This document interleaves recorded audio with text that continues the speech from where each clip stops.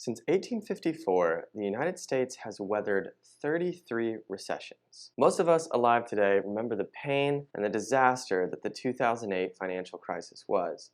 Today we know it was largely due to banks taking an excess amount of risk with home mortgages, so that's why it's called the 2008 housing crisis or the Great Recession. And most of us learned about the Great Depression in the 1930s and the devastating impacts that it had on the United States as a whole and on the lives of our grandparents and great-grandparents. And of course, we remember the economic scare of COVID. Some of us probably remember the dot-com bubble, although I definitely didn't have any tech stocks at that point.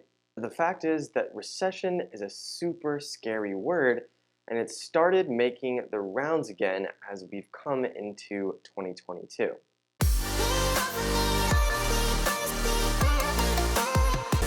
So in this video today, I want to talk about three main things. First, I want to dispel some of the myths about recession because with this upcoming news cycle and the chatter we're starting to hear around social media and mainstream media, I want to make sure we're all on the same page about what a recession is and what it isn't.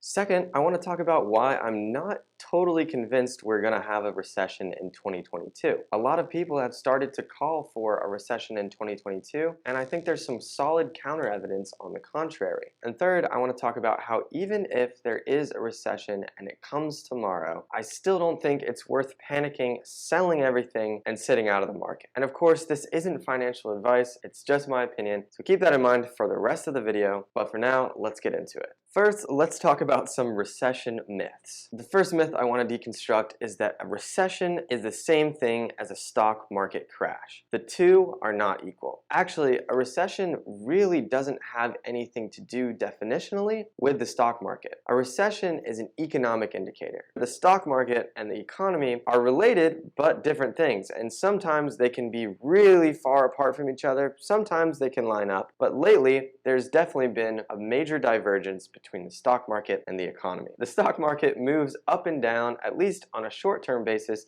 based on investor sentiment or market sentiment. And that basically means the fears and emotions and thinking of all the participants in the market. The economy, though, moves much slower and is controlled by much more than just sentiment. And recession is an economic term, not necessarily a stock market term. The definition of a recession is 2 consecutive quarters or more of GDP decline. GDP, remember, is gross domestic product. Gross domestic product is an economic measure used to value the total goods and services of an economy. So recession has to do with GDP decline, and the stock market is all the way over here.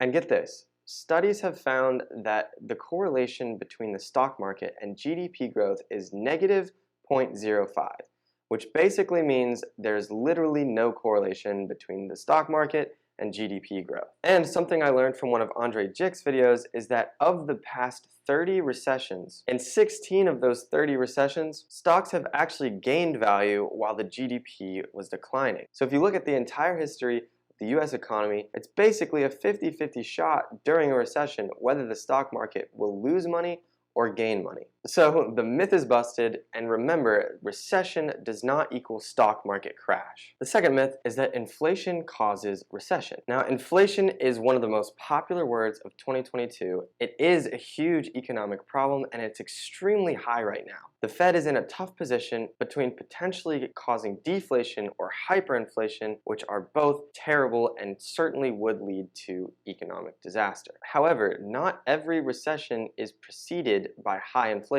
In fact, in 5 out of the past 12 recessions, inflation never went above 5% before the recession started. So inflation is not the sole cause of recession. There's a ton of other economic factors, and at this point in where we're currently at, it's more about how the government reacts to inflation that will determine whether the economy is sent into a recession or not. So inflation is a factor, but it's not the only thing, and it doesn't necessarily cause recessions. It's more about how the Fed reacts to inflation that's going to determine whether our GDP continues to grow or whether we do happen to have a recession. The last myth is that 2008 was the last recession that we had. and that every recession is going to be like 2008. Now, 2008 was horrible, and I don't want to discount recessions at all because they can be awful, they can lead to a ton of pain, and obviously they can lead to economic depressions, which are truly, truly awful. But actually, at the start of the pandemic, there was a brief recession. It didn't last very long, and of course, the pandemic affected the economy, and there was a lot of economic pain, which I'm not discounting at all, but there was a lot of innovation, a lot of economic growth, and investors were still able to make smart financial moves that ended up being profitable despite there being a brief recession. I'm not saying this to discount recessions and that they can be catastrophic and awful, and there certainly was a lot of pain in the economy due to the pandemic. But what I am saying is letting fear drive your decisions as an investor is never a smart way to go. And although when you hear the word recession, fear may be your first reaction, it's important to dig deep through that, maintain a level head, and don't let fear drive your investing decision. And that leads me into my second point, which is that I don't necessarily believe we're going to have a recession in 2022. Now remember, I'm just some guy on the internet. This is not financial advice. I'm purely presenting my opinion and information that I've gathered, so make sure you form your own opinions and do your own research. But the first reason I don't think right now immediately we're heading into a recession is because investors are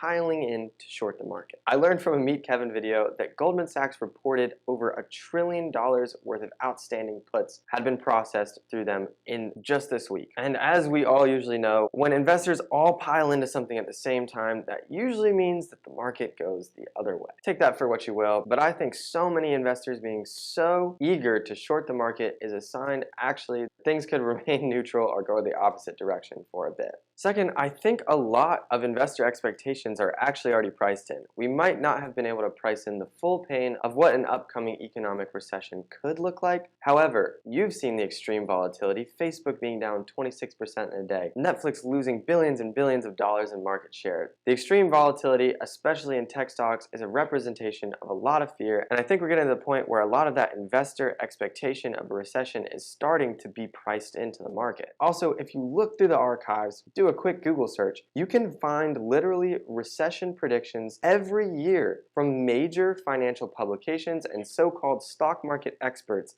that predict a near-term upcoming recession literally every year since 2008. Apparently, we've been on the brink of another recession. Major financial publications and mainstream media does this all the time, and I don't think that that is necessarily enough evidence that we should be convinced that we are literally on a brink of recession starting tomorrow. But the number one and the most important reason why I don't think we're necessarily headed for a recession in 2022 is the bond yield curve.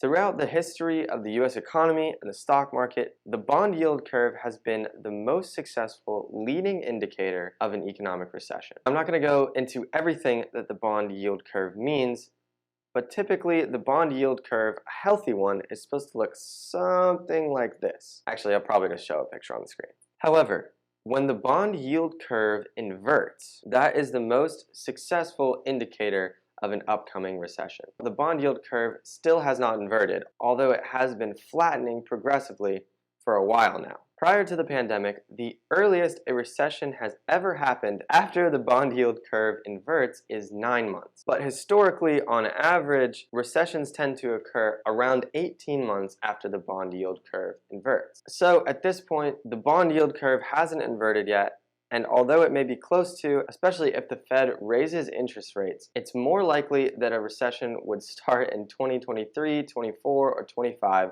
than in 2022. So I know that's not good news. It kind of just means we're kicking the can down further. However, it gives us a valuable amount of time to do research, really reevaluate our personal financial strategies and investing strategies, and for me that serves as a bit of a comfort rather than feeling like I have to panic and be fearful right now because a recession could be here tomorrow. Which it could be. Again, nobody can 100% predict the future, but based on the best indicator that we have, it seems like the recession is likely farther away than starting in 2022.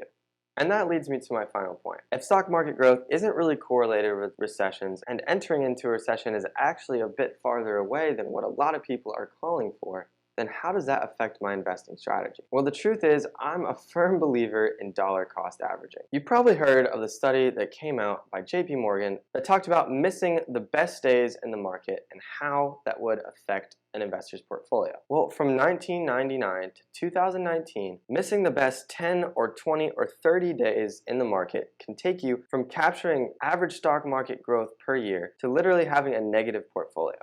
And the way our brains work and human psychology is super unhelpful when it comes to timing the market. We don't nearly as often think of selling stocks when they're doing well, but it definitely is instinctual to sell stocks when prices are plummeting. And when you consider that many of the best days in the stock market have come immediately after some of the worst days in the stock market, and you consider all those factors together, I think it discourages smart investors from trying to time the market. So for now, I'm going to continue to dollar cost average. Again, not investing advice. Please do your own research and do what you think is best. I can't predict exactly when the stock market's going to crash, when a recession's coming, how long it's going to last for. So I'd rather just believe in the long-term growth of the US economy, the long-term growth of the US stock market, and continue to learn, continue to buy as we move forward. If you like this video, please leave a comment down below. Remember to subscribe to the Wall Street Survivor channel. I really appreciate you guys watching and supporting the channel. Thanks so much. I'll see you in the next one.